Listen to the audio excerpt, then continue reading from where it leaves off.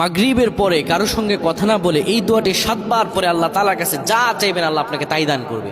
অভাবে আছেন, ঋণগ্রস্ত আছেন, মাথায় টেনশন, ঋণের বোঝা, বাড়িতে থাকতে পারতেছেন না, আল্লাহ সব আপনার পেরেশানি দূর করে দেবে ইনশাআল্লাহ। যদি আপনি আমলটি করতে পারেন, আমল মানুষের জীবন বদলিয়ে দেয়, আমল মানুষের জীবনকে পরিবর্তন করে দেয়। আল্লাহ তাআলা আপনার সব দোয়া কবুল করে নেবেন ইনশাআল্লাহ। মাগরিব নামাজের পরে কিবলামুখী হয়ে থাকবেন, কারোর সঙ্গে কথা বলবেন না, কারোর সঙ্গে কথা না বলে কিবলামুখী হয়ে আপনি পড়বেন আল্লাহুম্মা আজিরনা মিনান নার, আল্লাহুম্মা আজিরনা মিনান নার, আল্লাহুম্মা আজিরনা মিনান নার।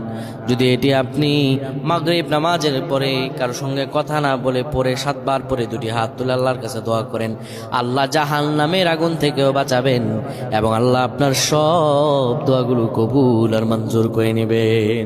আল্লাহুম্মা আমিন।